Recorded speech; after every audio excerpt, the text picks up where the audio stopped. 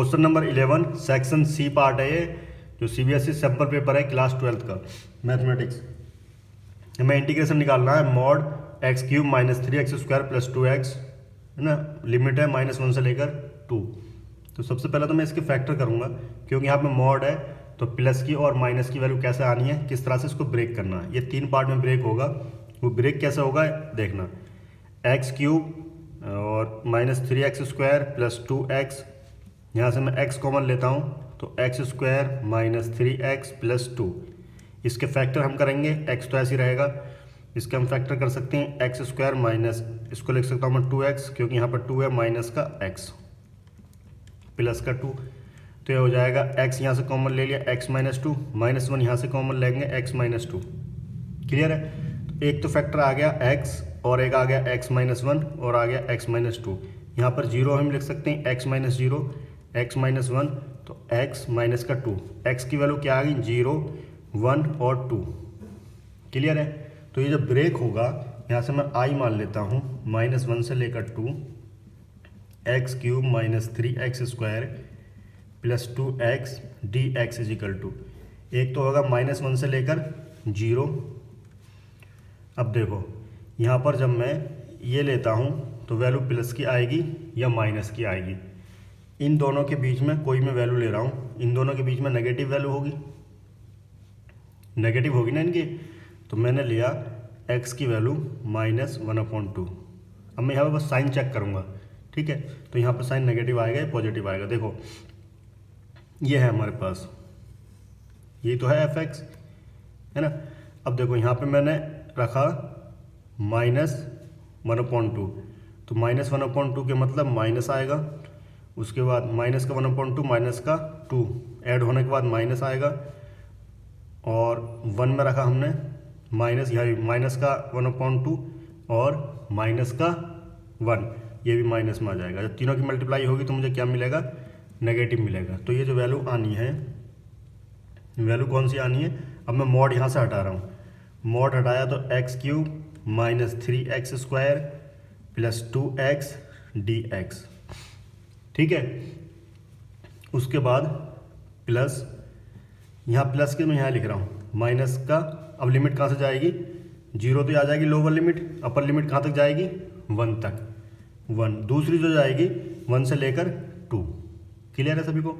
अब देखो इन दोनों के बीच में मैंने कोई वैल्यू ली, सपोज करो कितनी वैल्यू आ जाएगी, प्लस का 1/2, एक्स इजिकल टू प्लस का 1/2। मुझे देखना साइन, इसमें रखो, इसमें रखो या इसमें रखो, बात एक ही है। प्लस का 1/2 रखिए एक्स की जगह, तो प्लस में आई वैल्यू, ठीक है। यहाँ पर रखिए 1/2 और माइनस का 1, प्लस का 1/2 माइनस का 1, तो माइनस की वैल्यू बड़ी है तो नेगेटिव। यहाँ पर देखो प्लस की 1/2 माइनस का 2, तो माइनस की वैल्यू बड़ी है तो माइनस, तो माइनस माइनस प्लस और प्लस प्लस, तो कितनी आएगी पॉजिटिव। तो ये तो आ जाएगा पॉजिटिव में जब मॉड हटेगा x cube minus 3x square plus का 2x dx प्लस, जो नेक्स्ट जो आएगा इंटीग्रेशन जो ब्रेक होगा 1 से लेकर लिमिट जानी है 2। अब इनके बीच में कोई मैं वैल्यू ले रहा हूँ, मैंने वैल्यू ले ली इनके बीच में, x की जगह मैंने ले लिया 1.5 आ रही है इनके बीच में, है ना। तो 1.5 जब मैं इसमें रखूँगा, यहाँ 1.5 रखा, पॉजिटिव है ये, है ना, तो पॉजिटिव, और यहाँ 1.5 रखा, देखो यहाँ 1.5 रख रहा हूँ मैं, तो कितना हो जाएगा ये आ जाएगा हमारे पास 1.5 रखा इसमें, है ना, ये इसमें रखेंगे, तो माइनस का 1 1.5, प्लस की वैल्यू बढ़ी है तो प्लस, नेक्स्ट प्लस का 1.5 अब माइनस का 2, तो माइनस की वैल्यू इसमें बढ़ी है तो कितना आ जाएगा नेगेटिव। तो ये जो आएगा नेगेटिव के साथ आ जाएगा x cube minus 3x square plus 2x dx। Clear हुआ सभी को। बस यही चीज़ इसमें इंपॉर्टेंट थी। तो ये हो जाएगा i इज इक्वल टू, अब मैं इंटीग्रेशन करने जा रहा हूँ सबका, सिंपल इंटीग्रेशन करेंगे, x4/4, ये माइनस है sorry, minus 3x square, square का इंटीग्रेशन होगा क्यूब अपॉन नीचे 3 आ जाएगा प्लस 2x का इंटीग्रेशन। देखो सभी का इंटीग्रेशन यही आना है ना, खाली हमारे पास लोअर लिमिट और अपर लिमिट हमें देखनी होगी।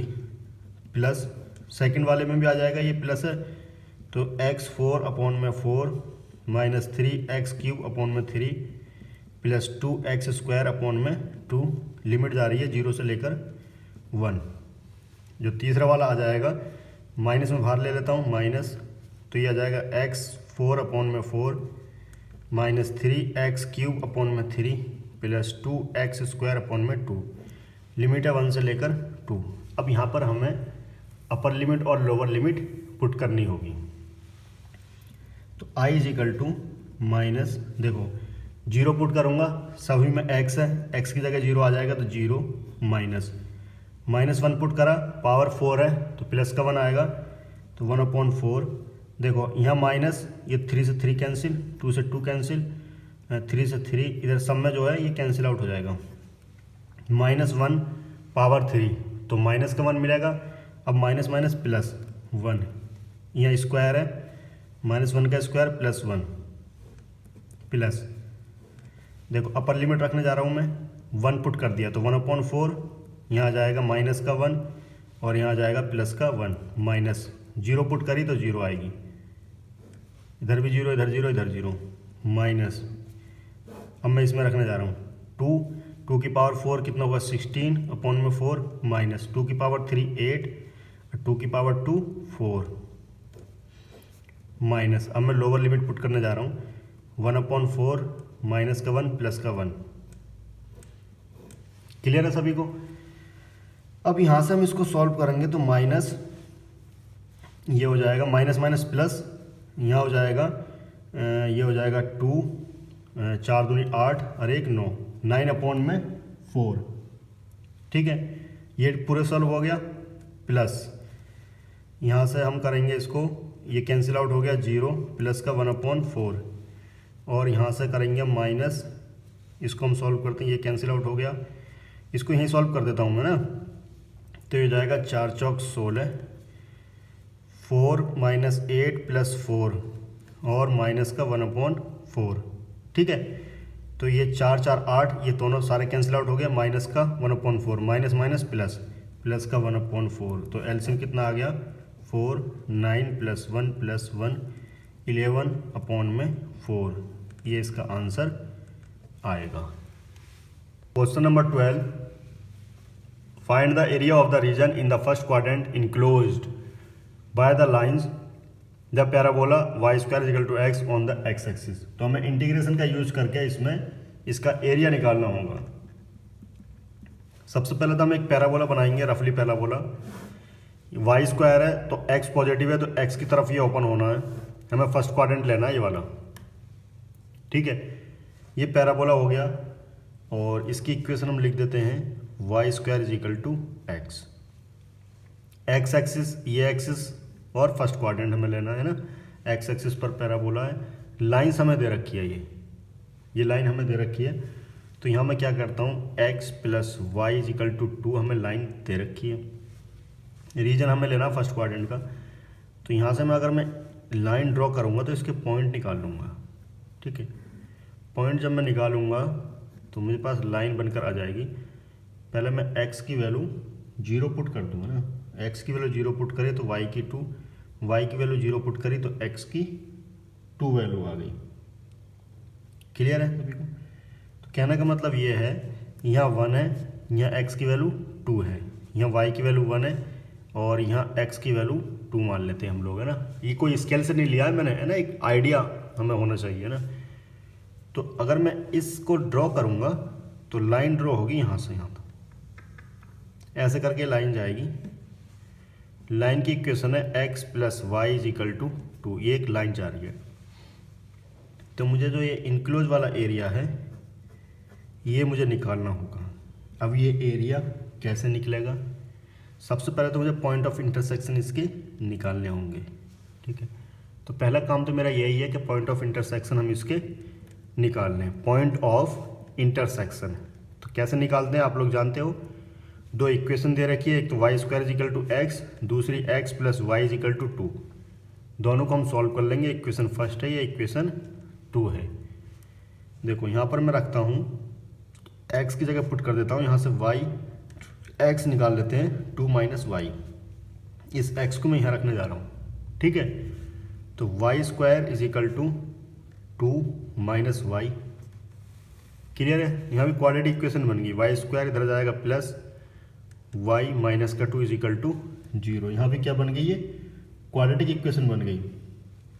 तो मैं यहाँ पर लिख सकता हूँ y square plus 2y minus का वाई को रिप्लेस कर दिया मैंने, इससे कोई दिक्कत नहीं, माइनस का 2 इज इक्वल टू 0।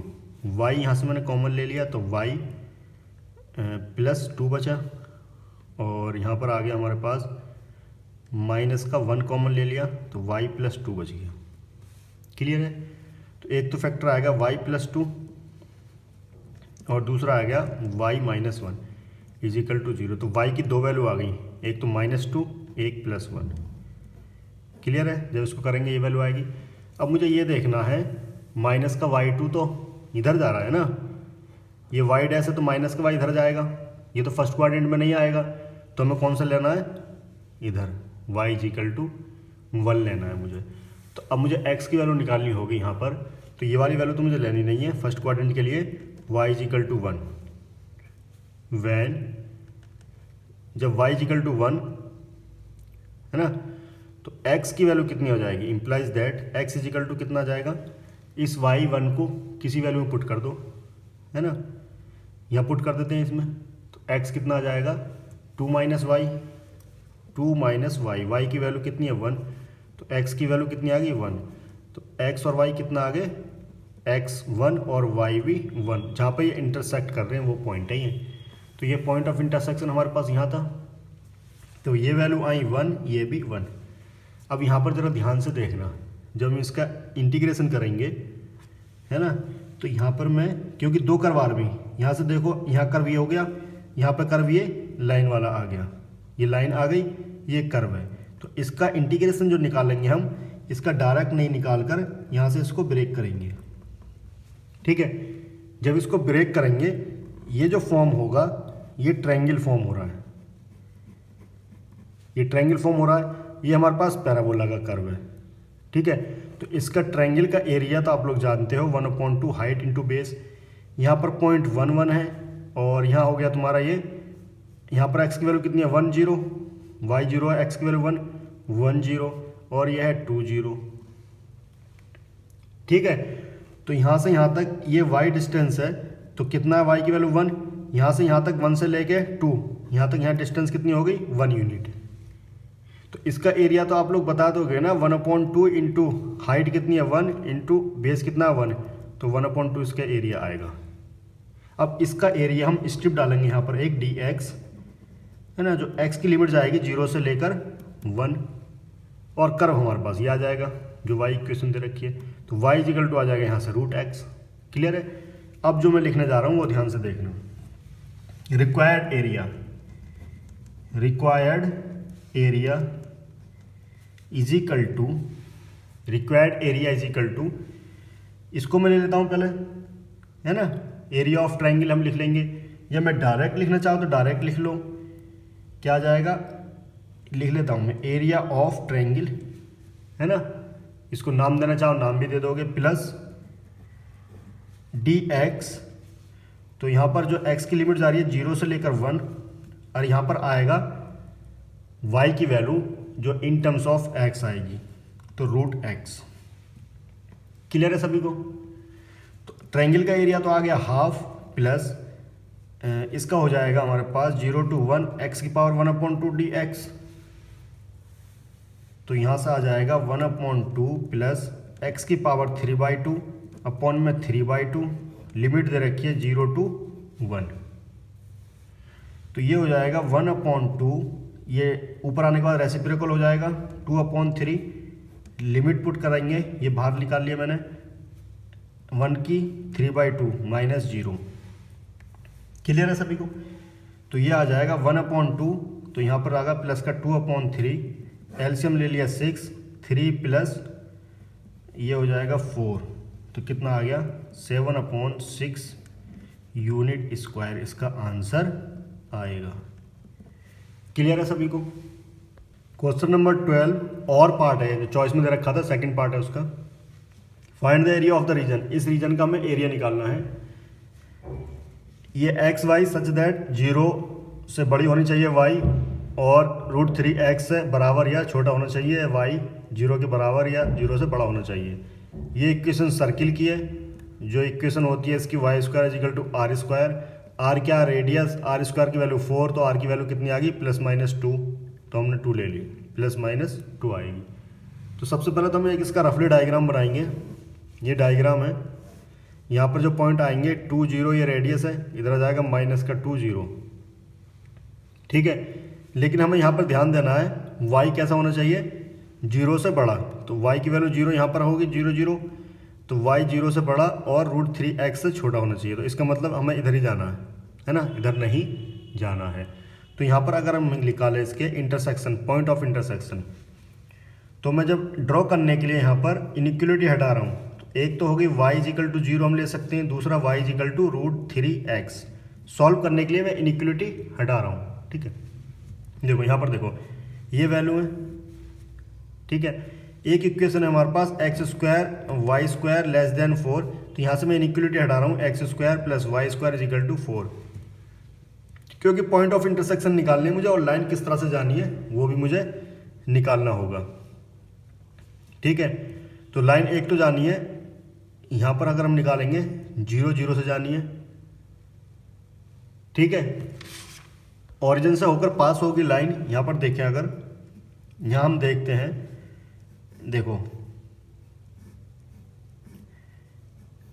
अगर मैं x0 लेता हूँ, x और y, x0 लेता हूँ तो y की वैल्यू क्या होगी, 0। अगर x में 1 लेता हूँ तो y की वैल्यू कितनी होगी, √3। तो लाइन जो है y की वैल्यू √3, x की वैल्यू 1, तो यहाँ से लाइन होकर जाएगी ये, ठीक है। ये लाइन यहाँ से होकर जाएगी। अब मुझे निकालने पॉइंट ऑफ इंटरसेक्शन। ये पॉइंट ऑफ इंटरसेक्शन ये कैसे निकालोगे, इसकी वैल्यू इसमें पुट कर दो।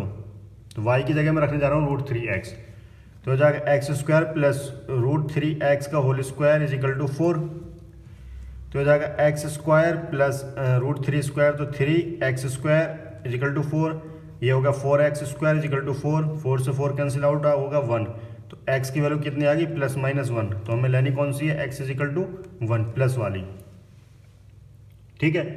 हमें लेनी है x की वैल्यू प्लस वाली, ठीक है। तो यहाँ पर हमारे पास जा रहा है, इसकी वैल्यू आई 1 x की, और y की वैल्यू क्या रखी, √3। क्लियर है सभी को। अब मुझे ये जो एरिया इसका इनक्लोज हो रहा है, इस एरिया का मुझे इस रीजन का मुझे एरिया चाहिए। तो इस रीजन को अगर हम ध्यान से देखें, यहाँ पर अगर हम यहाँ से जाते हैं, ये लाइन है और ये सर्कल जो कर्व है वो है। तो ये जो दो कर्व आ रहे हैं, तो इसको मैं क्या करूँगा, क्योंकि अगर स्ट्रिप हम रोटेट कराएंगे तो यहाँ से ये कर्व चेंज होगा, तो यहाँ से इसको ना निकाल के ब्रेक करके हम निकालेंगे। देखो ब्रेक करके मैंने निकाला, यहाँ पर पॉइंट x है, तो यहाँ पर क्या आ जाएगा, x0। ये एक ट्रायंगल फॉर्म हो रहा है, देखो इस तरह का ट्रायंगल फॉर्म हो रहा है। ये हो जाएगा 1√3 और यहाँ हो जाएगा 1, 0, ये पॉइंट है 0, 0। अगर मैं ये लेंथ निकालूँ, ये लेंथ क्या होगी, y वाली, तो ये लेंथ कितनी होगी, √3, ये लेंथ हो जाएगी √3 यूनिट, ठीक है। और यहाँ से यहाँ तक 0 से लेकर 1 तक ये हो जाएगी 1 यूनिट। अगर मैं तुमसे इसका एरिया पूछूं तो आप लोग बता दोगे, एरिया 1/2 हाइट इंटू बेस √3 × 1, तो कितना आ गया, √3/2 इसका एरिया आ गया। इसका एरिया तो आ गया प्लस। अब मुझे इस कर्व का एरिया निकालना है। यहाँ पर एक स्ट्रिप डालूंगा मैं dx की लिमिट कहाँ से कहाँ जाएगी, 1 से लेकर 2, और कर्व कौन सा है, सर्किल वाला कर्व है हमारे पास। x² + y² = 4, यहाँ से मैं y की वैल्यू निकालूंगा तो 4 - x², ये रूट इधर आ जाएगा, स्क्वायर इधर जाएगा तो रूट में कन्वर्ट हो जाएगा। क्लियर है। अब मैं जो लिखने जा रहा हूँ रिक्वायर्ड एरिया, वो ध्यान से देना। ये पॉइंट ऑफ इंटरसेक्शन है, पॉइंट ऑफ इंटरसेक्शन, ठीक है। अब देखो तो यहाँ आ गया रिक्वायर्ड एरिया =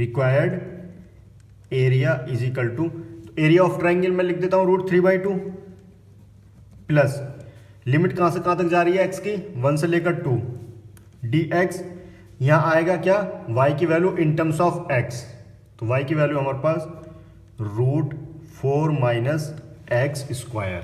अगर हम इसको देखें ये कौन सा इंटीग्रेशन का फार्मूला बनना है, देखो रूट में 4 माइनस एक्स स्क्वायर, इसको हम कर लेते हैं A square D X is equal to X by two root में A square minus X square plus A square by two sine inverse X by A, ये बनना है। तो इसका इंटीग्रेशन ऐसे होना है, ठीक है। तो यहाँ मैं लिखने जा रहा हूँ रूट 3/2 प्लस ब्रैकेट लगाते हैं यहाँ पर, यहाँ जाएगा x बाई टू, यहाँ पर देखो ए स्क्वायर की वैल्यू कितनी है 4, तो a की वैल्यू 2 हमें लेनी है। यहाँ पर a की वैल्यू कितनी हो जाएगी 2। देखो यहाँ पर आ जाएगा x by two, X by to तो ऐसे ही रहना है, रूट में A square minus X square का मतलब 4 minus X square plus A square की वैल्यू कितनी है 4/2 साइन इनवर्स, और एक्स ए की वैल्यू कितनी है 2, लिमिट दे रखी है 1 से लेकर 2। क्लियर है सभी को। अब मैं अपर लिमिट और लोअर लिमिट पुट करने जा रहा हूँ। तो हो जाएगा रूट 3/2 प्लस एक्स की वैल्यू 2 रखी, ठीक है, ये तो 1 हो गया, यहाँ 2 रखी तो 4 हो गया, 4 माइनस 4 0, ये टर्म तो 0 हो गया, ये 2 से 2 कट गया 2 टाइम्स, तो वजह 2 साइन इनवर्स एक्स की वैल्यू 2/2, अपर लिमिट हो गई, ब्रैकेट लगा लो माइनस लोअर लिमिट 1 पुट करा तो 1/2, या 1 पुट करूँगा रूट 3, ठीक है, प्लस ये 2 साइन इनवर्स एक्स की वैल्यू 1/2, ब्रैकेट बंद। क्लियर है सभी को। ये कटने के बाद 1 आ जाएगा, तो यहाँ आ गया रूट 3/2 प्लस ब्रैकेट लगा लो अभी 2 sine inverse 1 minus root 3/2 plus 2 sine inverse 1/2, bracket बंद। अब यहाँ पर मैं ये साइन इनवर्स और ये इसको चेंज करने जा रहा हूँ, साइन π/2 इज इक्वल टू 1, तो π/2 की वैल्यू कितनी हो जाएगी साइन इनवर्स 1, तो इसको रिप्लेस करूँगा मैं। दूसरा साइन π/6 की वैल्यू कितनी होती है 1/2, तो π/6 की जगह साइन इनवर्स 1/2 की जगह मैं क्या रखूँगा π/6, है ना। तो हो जाएगा रूट 3/2 प्लस 2, इसकी जगह आ जाएगा π/2 minus root 3/2 plus 2 sine inverse 1/2 की जगह क्या आएगा π/6, तो ये कटाएगा 3 और यहाँ पर ये कैंसिल आउट हो जाएगा। तो इसका आंसर आ गया हमारे पास रूट 3/2, ठीक है, प्लस पाई और माइनस का रूट 3/2, और ये प्लस है ये माइनस, तो माइनस का π/3, ये कैंसिल आउट हो गया माइनस और प्लस, तो यहाँ आ जाएगा पाई माइनस π/3, एलसीएम ले लो 3, तो 3 पाई माइनस का पाई 2 π/3, इसका इतना एरिया आएगा स्क्वायर यूनिट, ठीक है, ये इसका आंसर आएगा। Question number 13, find the foot of the perpendicular from the point 1 2 0 upon the plane x minus 3y plus 2z is equal to 9. Hence, find the distance of the point from the given plane. ठीक है, पहले खुद try करें, बाद में solution देखें। एक हमारे पास प्लेन है, ये मैंने एक प्लेन मान लिया, ठीक है। तो प्लेन की इक्वेशन क्या है x minus 3y plus 2z is equal to 9। यहाँ पे ये फुट ऑफ परपेंडिकुलर m है और यहाँ पर ये पॉइंट है जो बोल रहा है फ्रॉम पॉइंट, ये फुट ऑफ परपेंडिकुलर है, ठीक है, प्लेन के परपेंडिकुलर है। इसको हम मान लेंगे P पॉइंट है 1 2 0 जिसके हमारे पास पॉइंट दे रखे हैं, और ये M है फुट ऑफ परपेंडिकुलर। क्लियर। तो यहाँ पर मैं इस क्वेश्चन में थोड़ा सा लिखना चाहूँगा। एक तो M क्या है, M हम लिख देंगे foot of perpendicular from P जो पॉइंट है ऑन प्लेन पर। प्लेन की इक्वेशन है हमारे पास x minus 3y plus 2z is equal to 9, ठीक है। जब ये परपेंडिकुलर है प्लेन के तो PM क्या है, ये नॉर्मल हो गया।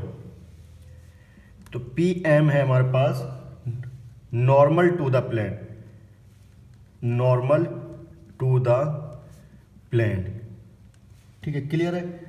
अगर मैं प्लेन के डायरेक्शन रेशो निकालूं, ठीक है, इट्स डायरेक्शन रेशोज कितने हो जाएंगे, 1 -3 2। क्लियर है, ठीक है ना। अब जो है मुझे इक्वेशन निकालनी होगी इस लाइन की जो परपेंडिकुलर है प्लेन के और जो इस पॉइंट से पास हो रही है। तो अब लोग लिखोगे equation of the line perpendicular to the plane passes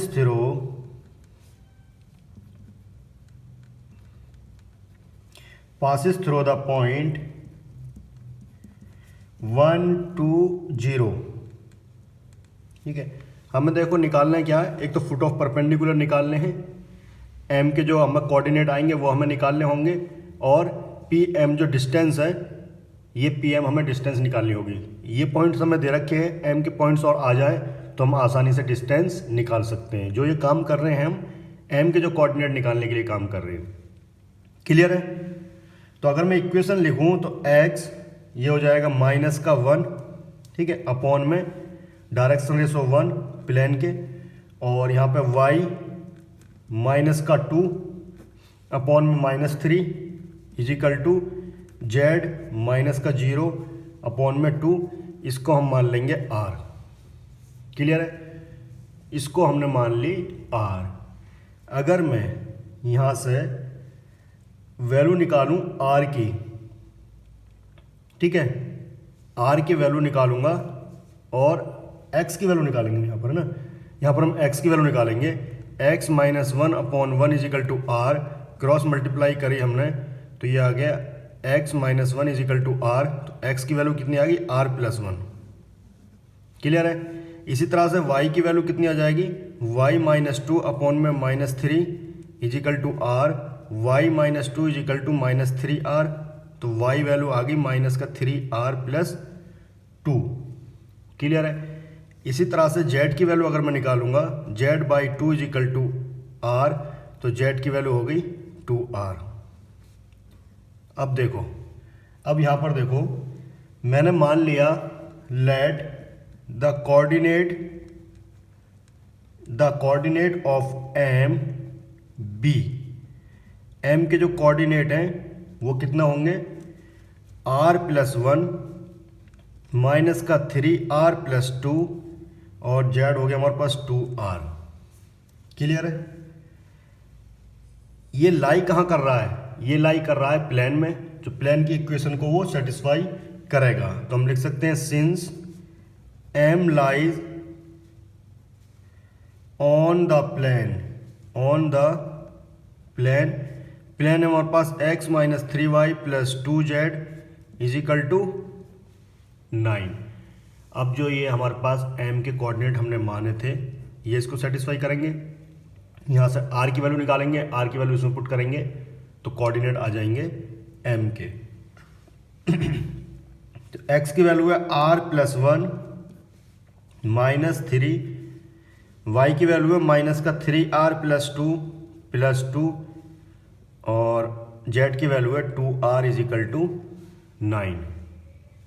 यहाँ से हम ब्रैकेट खोलेंगे तो r+1 -- 9r माइनस का हो जाएगा 6, ये हो जाएगा +4r इजिकल टू 9। 1r ये 9r और 4 तो कितना हो गए 14r, इधर 9 और ये हो गया -5 1 +1 -6 तो इधर जाएगा +5। तो ये हो गया 14r इजिकल टू 14। तो r की वैल्यू कितनी आ गई 1, r की वैल्यू आ गई हमारे पास 1। तो हमें निकालना था m के कोऑर्डिनेट, m कोऑर्डिनेट क्या थे r+1। तो r की वैल्यू कितनी आ गई 1, तो m के कोऑर्डिनेट आ गए 2 और यहाँ पे 1 रखा तो -3 +2 -1 और r की वैल्यू रखी 2। ये m के कोऑर्डिनेट आ गए, यही है फुट ऑफ परपेंडिकुलर। अब हमें उसकी डिस्टेंस निकालनी होगी। ठीक है, यहाँ देखो जो पी एम डिस्टेंस है ये हमें निकालनी होगी। तो हमारे पास एम के कोऑर्डिनेट आ गए हैं, तो पी एम की जो डिस्टेंस है हमारे पास वो तुम आसानी से निकाल सकते हो। कैसे? जैसे ये हमारे पास प्लेन था कोई, और ये पी पॉइंट्स था, ये एम था। ठीक है, एम के कोऑर्डिनेट आ ही गए हैं 2, -1 और 2। पी के कोऑर्डिनेट हमें दे रखे हैं 1, 2, 0। तो डिस्टेंस हो जाएगी यहाँ से, distance P M is equal to root में x2 माइनस x1 मान लेंगे, तो x2 माइनस x1 1 का स्क्वायर, y2 माइनस ये हो जाएगा हमारे पास -3 का स्क्वायर। ठीक है, 2 - 0 2 का स्क्वायर, तो ये हो जाएगा हमारे पास 1 + 9 + 4, तो आ गया रूट में 14 यूनिट। इतनी इसकी डिस्टेंस आएगी। नंबर 14 लास्ट क्वेश्चन है इस सीबीएसई सैम्पल पेपर का। Case study base data base problem है ये। इसको अच्छे से पढ़ेंगे और यहाँ से इंफॉर्मेशन कलेक्ट करेंगे, और 2 इसके पार्ट्स दे रखे हैं क्वेश्चन, वो हम यहाँ से सॉल्व करेंगे। An insurance company believes that people can be divided in 2 class. जो लोग हैं इंश्योरेंस कंपनी ने उनको 2 क्लास में बांट रखा है। एक क्लास है एक्सीडेंट प्रोन, जिसके जल्दी जल्दी एक्सीडेंट होते रहते हैं। दूसरी क्लास है जिसके एक्सीडेंट नहीं होते हैं। The company statistics show that an accident prone person will have an accident at some time within a fixed 1 year period में। ठीक है, विद प्रोबेबिलिटी 0.6। यहाँ पे ये वैल्यू दे रखी है, हमें बहुत इंपॉर्टेंट वैल्यू दे रखी है। किसकी दे रखी है? Accident at some time within a fixed 1 year period. इसने बोल दिया 1 ईयर पीरियड में जो है जो प्रोबेबिलिटी एक्सीडेंट की वो 0.6 है। इसका मतलब यहाँ पे कंडीशनल प्रोबेबिलिटी दे रखी है, और जिनके एक्सीडेंट नहीं होते हैं उनकी 0.2 है। क्लियर है सभी को? The company knows that, company जानती है 20% of population is accident prone में आते हैं। जो टोटल पॉपुलेशन है उसमें से 100 टोटल है, यहाँ पर परसेंटेज की बात हो रही है तो 100 टोटल है। ठीक है, उसमें से 20% मतलब 20 जो है वो किस में है? प्रोन एरिया में, एक्सीडेंट प्रोन में। ठीक है, और बचे कितने? 80 कितने हैं? Not accident prone. ठीक है, क्लियर है? तो यहां पर इसने एक सिंपल प्रोबेबिलिटी दे दी है। जो एक्सीडेंट प्रोन वाले हैं वो 20% है, मतलब 20/100, और जो नॉट एक्सीडेंट प्रोन वाले हैं उसकी प्रोबेबिलिटी हो जाएगी 80/100। ठीक है, क्वेश्चन फर्स्ट है इसमें, what is the probability that a new policy holder will have an accident with in a year of purchasing a policy. ठीक है, suppose that a new policy holder has an accident with in a year of purchasing a policy, what is the probability that he और सी is accident prone. Clear है question दोनों? तो ये दोनों जो question है ये है हमारे पास बेस जो है लॉ ऑफ टोटल प्रोबेबिलिटी पर, लॉ ऑफ टोटल प्रोबेबिलिटी पर, और ये है बेस थ्योरम पर, बेस थ्योरम पर। क्लियर है? ये लॉ ऑफ टोटल प्रोबेबिलिटी पर इसलिए बेस है क्योंकि यहां पर जो न्यू पॉलिसी, कोई न्यू पॉलिसी होल्डर खरीद रहा है तो वो किस में आएगा? वो एक्सीडेंट प्रोन में भी आ जाएगा और नॉट एक्सीडेंट प्रोन में भी आ जाएगा। भाई कोई पॉलिसी खरीद रहा है, अभी हमें क्या पता है ना, हमें तो पता नहीं ना उसका वो एक्सीडेंट प्रोन वाले में आएगा या नॉट एक्सीडेंट प्रोन वाले में आएगा, इसलिए हमें टोटल प्रोबेबिलिटी यहाँ पर लगेगी। नेक्स्ट बोल रहा है वो probability, what is the probability that he और सी इज एक्सीडेंट प्रोन। यहाँ पे बोल दिया इसने एक्सीडेंट प्रोन, तो यहाँ पर जो यूज होगी वो बेस थ्योरम यूज होगी। बेस थ्योरम का फॉर्मूला क्या होता है? पहले हम यहाँ पर इवेंट्स मानेंगे, क्योंकि लिखना फिर बहुत लंबा हो जाएगा वो फार्मूला वगैरह, तो यहाँ पर हम इवेंट मानेंगे। तो इवेंट क्या क्या मानेंगे अब ध्यान से ज़रा देखना। सॉल्यूशन हमने मान लिया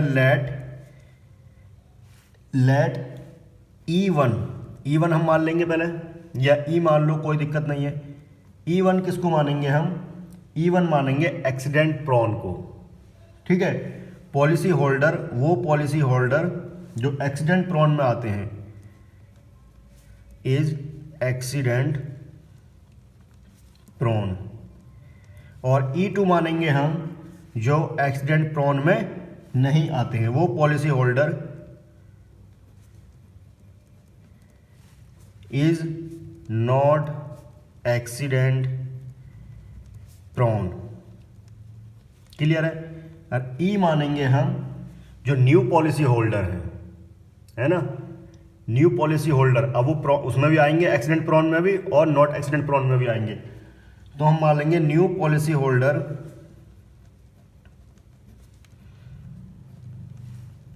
हैज एन एक्सीडेंट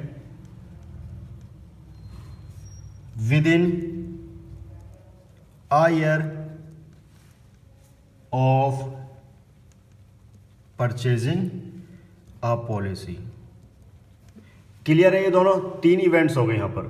अगर हम क्वेश्चन में देखें, probability of E1 accident prone वाले कितने हैं, यहाँ पर इस कंपनी जानती है। देखो, कंपनी जानती है, company knows that, simple probability दे रखी है यहाँ पे 20% ऑफ पॉपुलेशन में से किस में है? एक्सीडेंट प्रोन में। ये यहाँ पे कंडीशन वाली प्रोबेबिलिटी दे रखी है। तो अभी मैं E1 की प्रोबेबिलिटी निकाल रहा हूँ सिंपल वाली। तो कितना है?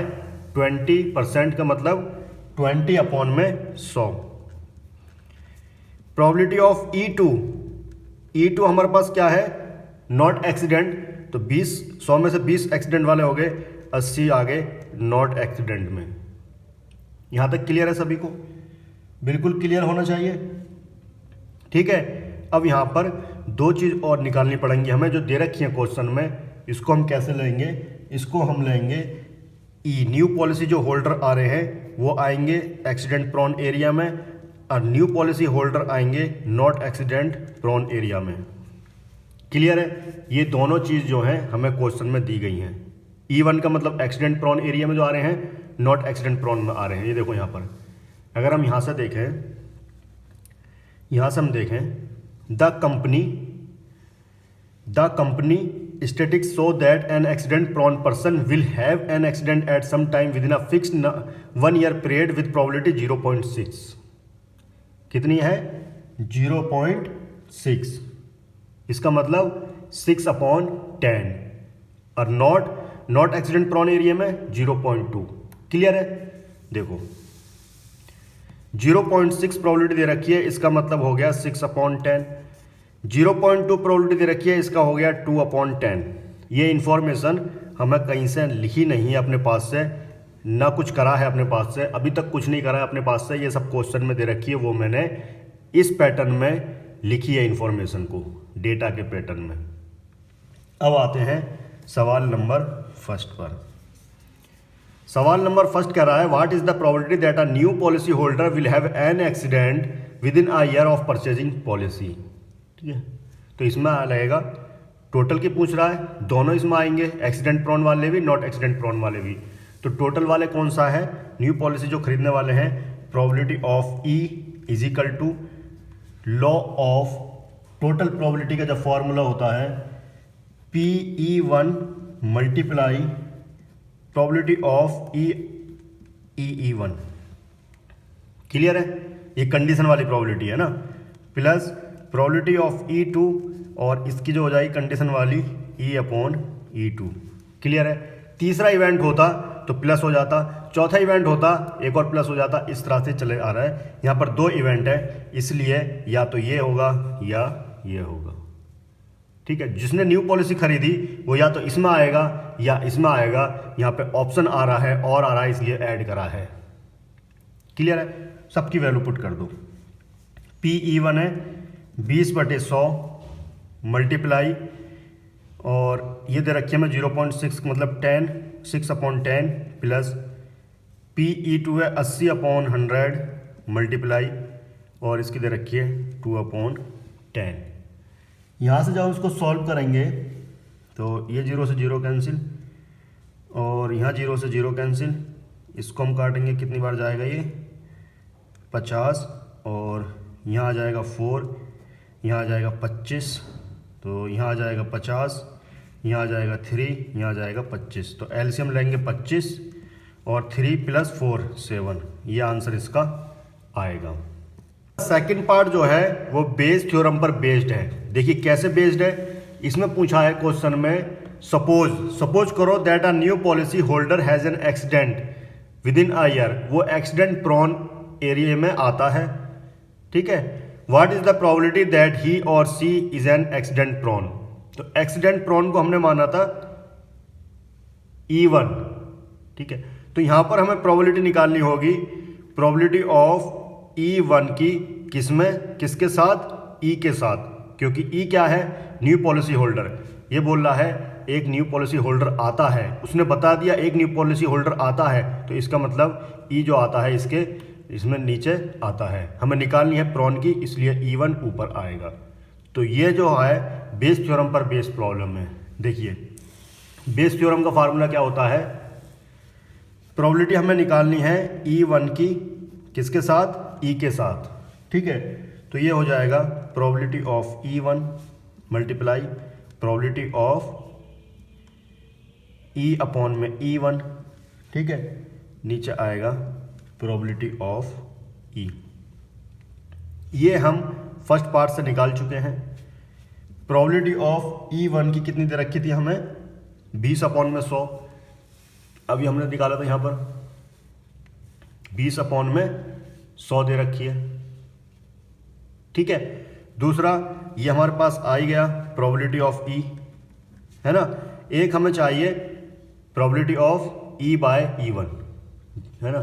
तो यहाँ पर मैं लिखने जा रहा हूँ प्रोबेबिलिटी ऑफ E1 की कितनी दे रखी है, 20/100। ये हमारे पास आई निकल कर 6/10। टोटल प्रोबेबिलिटी हमारे पास आई गई है 7/25। यहाँ से अगर हम इसको कैंसिल आउट करें, ये कैंसिल आउट, ये आ गया हमारे पास कितना 5, तो यहाँ आ जाएगा 3, यहाँ आ जाएगा 5, तो ये आ जाएगा 3/25 7/25, ठीक है। तो 25 से 25 कैंसिल, 3/7 इसका आंसर बनेगा। ये CBSE का सैम्पल पेपर कंप्लीट सॉल्व हो चुका है। आप लोग